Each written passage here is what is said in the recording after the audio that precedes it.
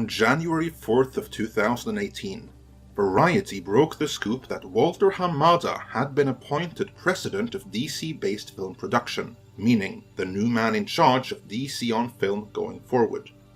Hamada, a frequent collaborator of Aquaman director James Wan, is known as one of the genre guys in Warner subsidiary New Line Cinema, and is most known for producing horror movies such as Annabelle, The Conjuring, and It.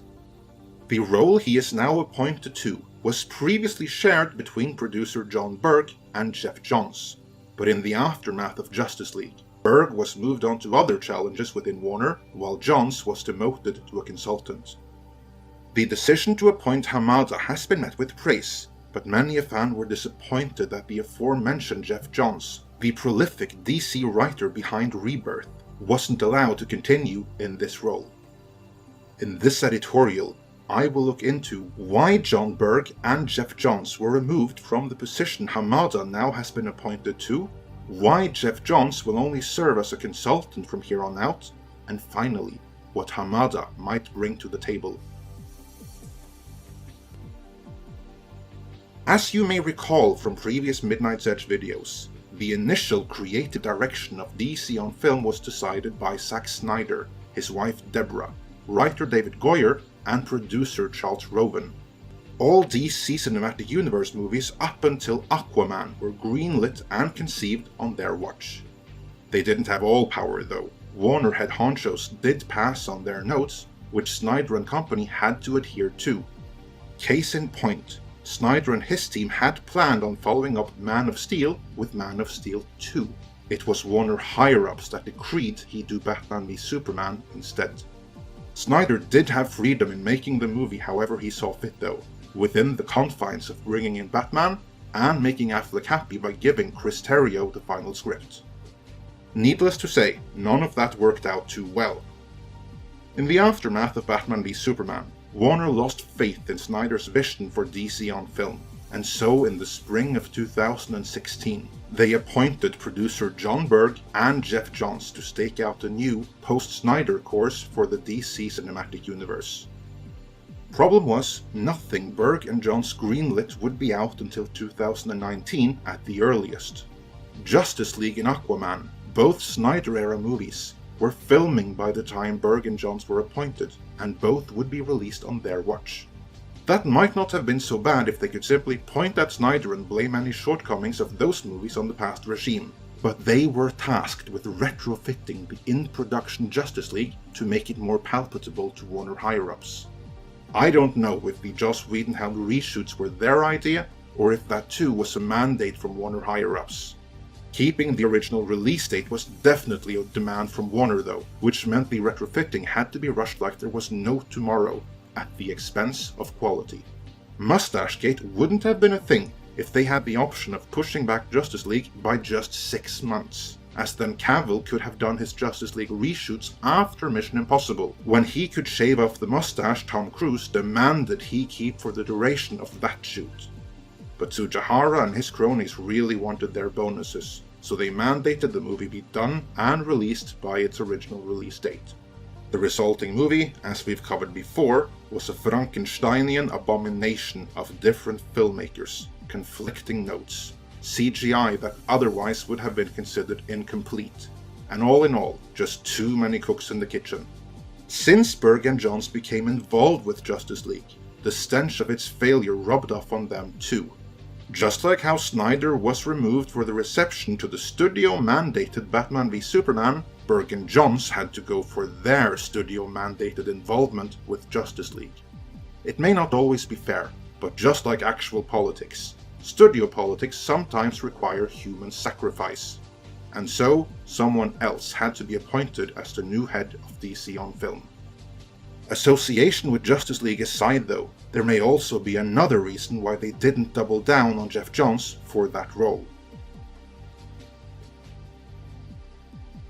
Warner's goal is of course to find someone who can do for DC on film what Kevin Feige did for Marvel. Many had hoped they would double down on Geoff Johns. Johns and Feige even know each other, as both started out as interns for the Donners. Feige would go on to make his mark producing Marvel films, while Johns would go on to make his mark writing DC Comics.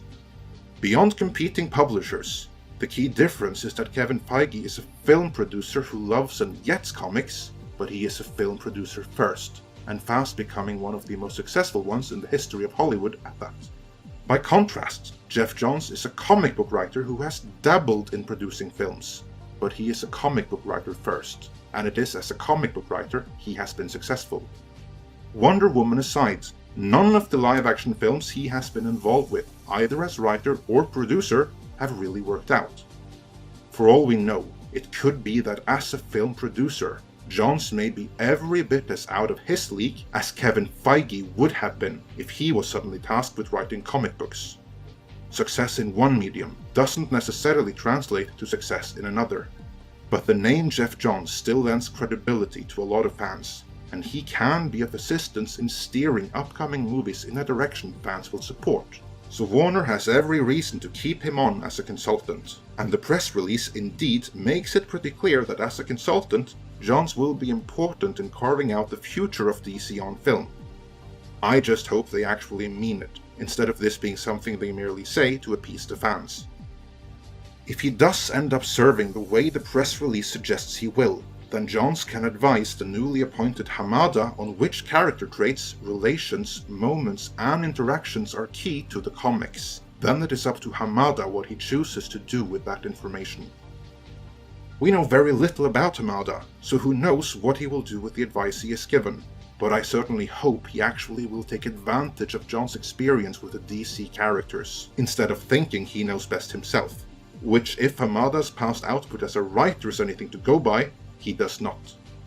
Everyone likes to point out that Hamada produced It and the Conjuring series, but as a writer, Hamada, alongside Chris Morgan, is credited for the screen story of Universal's 2013 feature 47 Ronin, a remake which somehow managed to introduce Keanu Reeves, dragons, and witches into the tragedy of the 47 Ronin, and somehow still expected the audience to take it seriously. They didn't, and the movie bombed in every way imaginable, especially in Japan, where the 47 Ronin is something of a big deal. I don't know how the blame for that movie should be divided between the different writers, the director, and the producers. But if that in any way is indicative of Hamada's skill as a storyteller, I really hope he will let Johns advise him on what to do, and especially on what not to do. Past mistakes which may or may not be his fault aside though, what can we expect Hamada to bring to the table? What obviously landed him the gig was his work on It and the Conjuring franchise, or rather the Conjuring cinematic universe, because that is what it is, and Warner no doubt hopes he can replicate that success for their DC cinematic universe.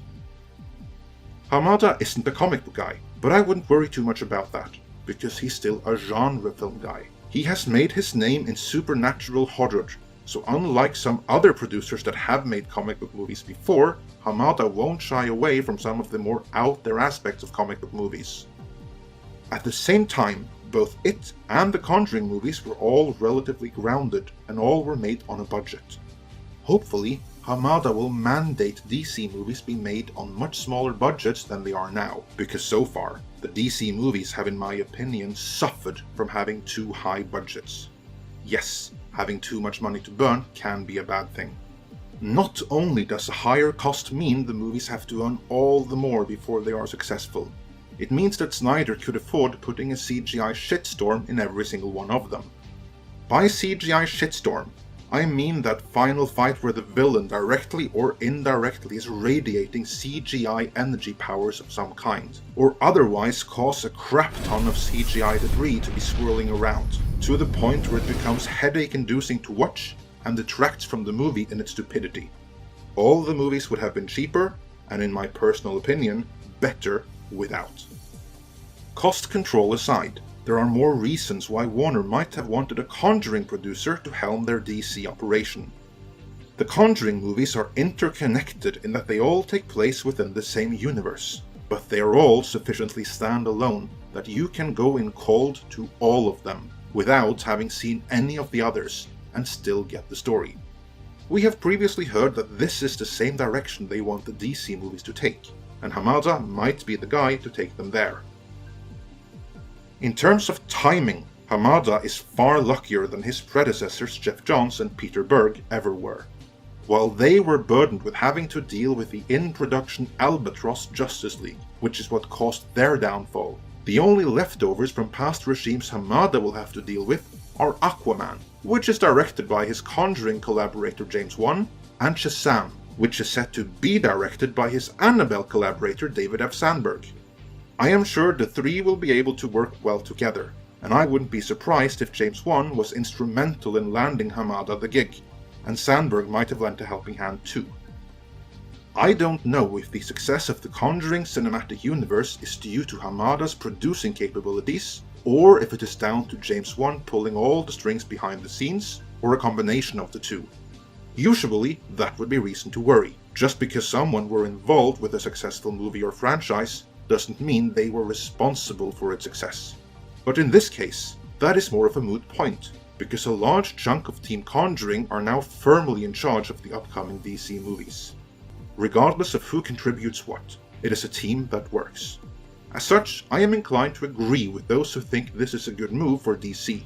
It may even be their best one yet. With these news, my hopes for proper movies featuring the Sandman, the real Vertigo Constantine, and Lucifer, as well as the New Gods, are not completely extinguished.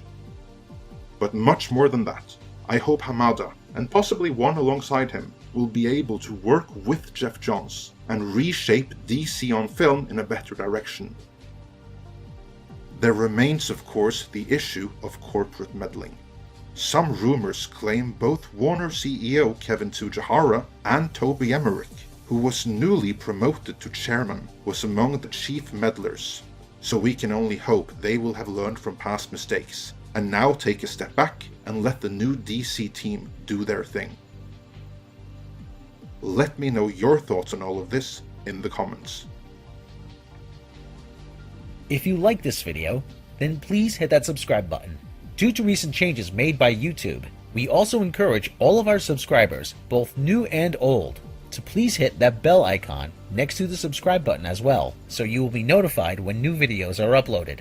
Be sure to check back for news and analysis of the happenings and corporate politics behind the scenes of your favorite genre movies, as well as explorations of your favorite characters and their backgrounds and context here at Midnight's Edge.